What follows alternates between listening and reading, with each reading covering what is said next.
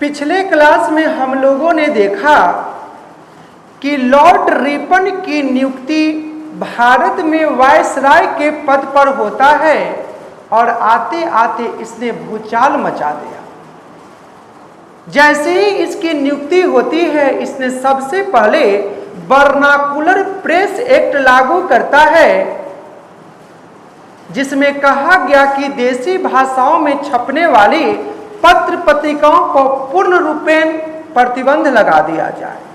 इसके अलावा इसने इंडियन आर्म्स एक्ट लागू किया 1882 में, जिसके तहत कोई भी व्यक्ति बिना लाइसेंस का न ही हथियार रख सकता है और न ही उसका व्यापार कर सकता है। लेकिन कहते हैं ना, सदाना रहा है सदाना रहेगा जमाना किसी का, और नहीं चाहिए दिल दुखाना किसी का।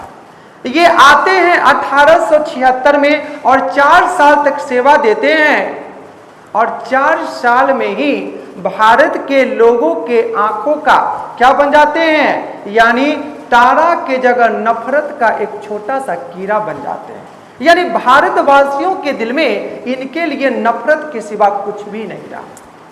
लेकिन 1880 में भारत में एक नए वायसराय की नियुक्ति होती है, जिन्हें लॉर्ड रिपन कहकर संबोधित किया गया, और इन्हें भारत का उदारवाद वायसराय कहकर के भी संबोधित किया गया, क्योंकि ये ऐसे वायसराय थे जो भारतवासियों के हित में बहुत सारा काम किया, भारतीयों के दिल में अच्छा काम करके अपनी पहचान बना गए। उस व्यक्ति का नाम था लॉर्ड रिपन। अब देखिए, लॉर्ड रिपन साहब नाम के जो व्यक्ति हैं, ये 1880 में भारत के वायसराय बनते हैं, 4 साल तक सेवा देते हैं, और 84 में इनकी सेवा क्या हो गई, समाप्त हो जाती है। देखिए, जैसे ही इन्होंने पद को संभाला, सबसे पहले इन्होंने क्या कर दिया, 1881 में प्रथम फैक्ट्री अधिनियम, नाम क्या है, प्रथम फैक्ट्री अधिनियम, ये कानून बना था 1881 में। नाम है प्रथम फैक्ट्री अधिनियम। अधिनियम का मतलब होता है कानून, और कानून को इंग्लिश में कहते हैं लॉ।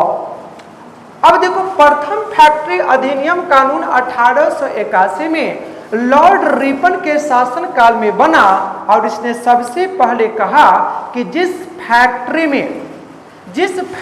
में 100 से ज्यादा मजदूर काम करते हैं, वहां पर 7 साल से कम, कितना साल, 7 ईयर्स, 7 साल से कम उम्र का बच्चा काम नहीं करेगा। पहला नंबर कंडीशन है। नंबर दूसरा में कहा गया कि जिस फैक्ट्री में 12 साल से कम उम्र का बच्चा काम कर रहा है, इसके लिए काम की अवधि यानी घंटा समय निर्धारित किया गया कि इससे ज्यादा यह बच्चा काम फैक्ट्री में नहीं करेगा। पहले के मालिक क्या था ना, कि मनमानी तरीका से बच्चे से काम लेते थे, और उस व्यक्ति को, उस बच्चे को उचित दिहाड़ी भी नहीं मिलता था। इसके लिए लॉर्ड रिपन ने भारतीयों के हित में काम किया और कहा कि इसकी देख रेख के लिए एक निरीक्षक की नियुक्ति किया जाएगा, और जो भी व्यक्ति इसको फॉलो नहीं करेगा कानून को, उसको हिरासत में ले लिया जाएगा। किसने कह दिया, लॉर्ड रिपन ने। ये वायसराय है भैया जी भारत के। अब देखिए, नंबर दूसरी बात कहता है कि 1881 में इन्होंने तो बिल पास कर दिया, यानी अधिनियम पास कर दिया, जिसका नाम था प्रथम फैक्ट्री कानून। अब थोड़ा सा आगे की ओर बढ़ते हैं तो ऐसा पता चलता है कि नाम है जनगणना।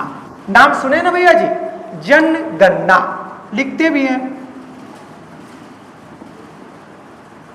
नाम है जनगणना। जनगणना। अब देखो, अगर इसका संधि विच्छेद करते हैं तो पता है जन का मतलब होता है लोग और गणना का मतलब होता है गिनती, यानी लोगों की गिनती को ही कहते हैं जनगणना। अब देखो भारत में जो है से पहली बार जो जनगणना हुआ था ना, ये हुआ था 1872 में, और वायसराय थे लॉर्ड मेयो।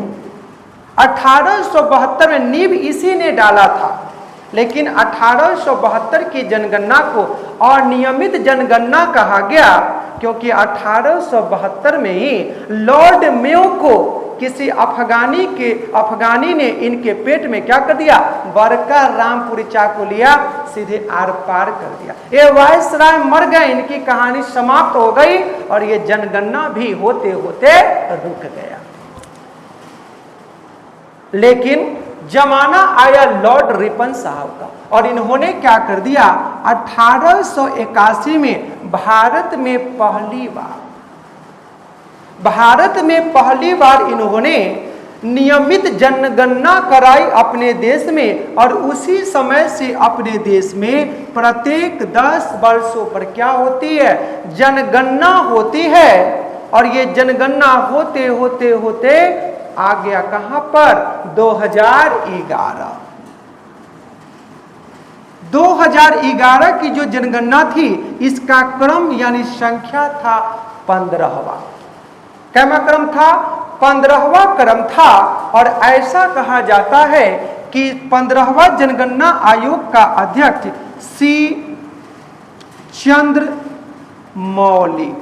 सी चंद्रमौली को जनगणना आयोग का अध्यक्ष नियुक्त किया गया था। और इस जनगणना का नारा था, हमारा जनगणना हमारा भविष्य, आवर सेंसस आवर फ्यूचर। किसके शासनकाल में हुआ था, लॉर्ड रिपन के शासनकाल में। और 15वां जनगणना आयोग के अध्यक्ष बने थे सी चंद्रमौली, जिसका नारा था, हमारा जनगणना हमारा भविष्य, फ्यूचर। आगे चलते हैं। एक कहावत सुने हैं ना कि निंदा उसी की होती है जो जिंदा है, मरने के बाद तो हमेशा तारीफ ही हुआ करती है। तब ये आपके ऊपर डिपेंड करता है कि आप तारीफ सुनना पसंद करते हैं या निंदा पसंद करते हैं। चलते हैं आगे। अब देखो,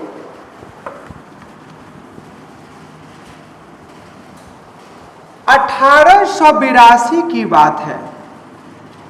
1882 में क्या हुआ कि लॉर्ड रिपन ने वर्नाकुलर प्रेस एक्ट, जो अभी समझाया था, देसी भाषाओं में छपने वाली पत्र पत्रिकाओं पर लॉर्ड लीटन ने प्रतिबंध लगाया।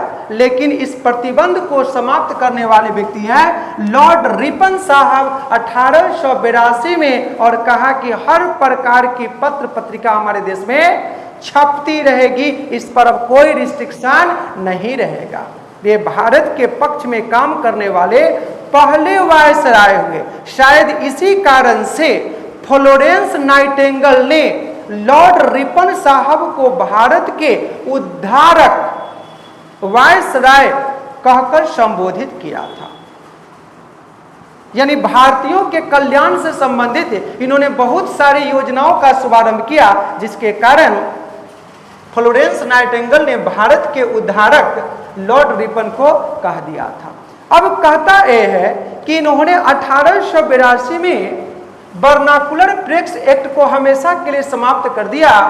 और साथ साथ में ऐसा कहा जाता है कि भारत में स्थानीय स्वशासन का जनक भी किसको कहा गया, लॉर्ड रिपन। किसको, लॉर्ड रिपन को। देखिए भैया जी, वक्त सभी का आता है, लेकिन वक्त हमेशा वक्त पर आता है। यानी कोई भी काम समय से निर्धारित है, समय से ही होगा। आपके चाहने और हमारे चाहने से वह समय से कभी पहले नहीं होगा। ये हमेशा याद रखेंगे। आपके चाहने हमारे हड़बड़ाने से कुछ होने जाने का नहीं है, होगा वही जो लिखा है वही। चलिए आगे थोड़ा सा। तो परीक्षा में पूछेगा रवि किशन कि भारत में स्थानीय स्वशासन का जनक किसे कहा गया, क्या लिखेंगे, लॉर्ड रिपन। अब देखिए, लॉर्ड रिपन के शासन काल में एक विधेयक पास होता है। उस विधेयक का नाम था इलवर्ट। नाम क्या है,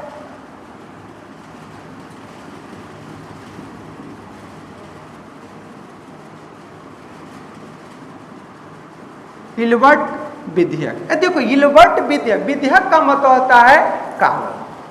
अब कहता है कि इलवर्ट विधेयक ये लॉर्ड रिपन के द्वारा लाया गया बहुत ही चर्चित विधेयक था, जिसमें कहा गया एक कानून था। उस कानून का नाम है फौजदारी। देखो मारपीट से संबंधित विवाद को कहते हैं फौजदारी मुकदमा, और जड़ जमीन से संबंधित विवाद को कहते हैं दीवानी मुकदमा। ये इलवर्ट विधेयक में ऐसा कहा गया कि जो मारपीट किया उस व्यक्ति को उचित दंड मिलना चाहिए, लेकिन इसमें क्या हो गया, भेद भाव हो गया। और इसी को समाप्ति को लेकर के लॉर्ड रिपन ने इलवर्ट विधेयक को पास किया था, और साथ में भारत के न्यायाधीश को यह अधिकार दिया कि अब आप जो है ना कि यूरोपियन केस को भी हैंडल कर सकते हैं और उसका मुकदमा लड़ सकते हैं।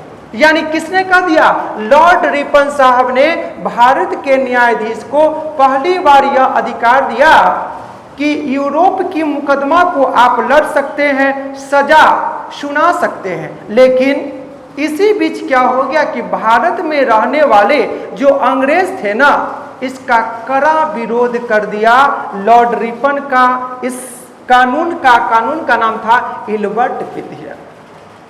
अब इतना ना भयंकर विरोध हुआ कि विरोध को देखते हुए इनको अपना क्या करना पड़ा, ये जो कानून पारित किया गया था इसको वापस लेना पड़ा, और इसमें संशोधन किया गया। और संशोधन के तहत कहा गया कि यूरोपियन न्यायाधीश के साथ भारतीय न्यायाधीश मिल करके अब क्या करेंगे, किसी भी व्यक्ति को सजा सुना सकते हैं, उनका मुकदमा का निर्णय कर सकते हैं।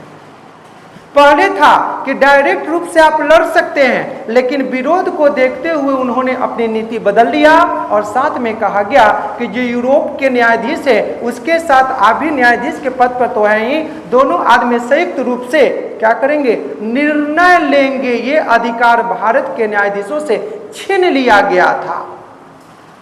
किसने छीन लिया, लॉर्ड रिपन ये चाहता नहीं था, लेकिन विरोध को देखते हुए इसने क्या कर दिया, उस नीति को बदल लिया। और बदलने के उपरांत अब इनको क्या कर दिया गया, यूरोपियन न्यायाधीश के साथ मिला दिया गया।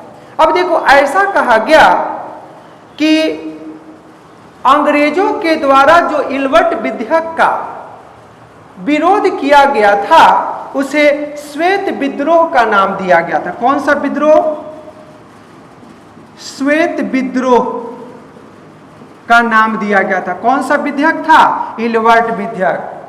अब देखो थोड़ा सा आगे की ओर बढ़ते हैं तो ऐसा कहा जाता है कि रिपन यानी लॉर्ड रिपन के शासन काल को भारत का स्वर्ण युग का आरंभ माना गया था। कौन सा युग का, यानी भारत का स्वर्ण युग माना गया किसके शासनकाल को, लॉर्ड रिपन के शासनकाल को। ये थे हमारे देश के वायसराय, जिन्हें भारत का उदारवादी वायसराय कह करके फ्लोरेंस नाइटिंगेल ने संबोधित किया था। एक कहावत सुने हैं ना, खूब कमाओ पैसा लेकिन इतना भी इकट्ठा मत करो कि थोड़ा सा तबीयत खराब होने पर आपका बेटा डॉक्टर के पास न जाकर वकील के पास चला जाए। पैसा कमाइए लेकिन उतना ही कमाइए जितना की जरूरत हो। जरूरत से ज्यादा हर चीज क्या होती है, बेकार हो जाती है। ऐसा ना कि जिसके लिए आप कमा रहे हैं कल वही आपका अपना न रहे। जिंदगी भर का सपना टूट जाएगा और कोई भी आपका अपना आपके पास रह नहीं पाएगा। ये था किसकी कहानी, लॉर्ड रिपन साहब की कहानी, जो 1880 से लेकर के 1884 तक क्या करते हैं, शासन करते हैं। बस आज के लिए इतना ही रहने दिया जाए। जय हिंद, जय भारत।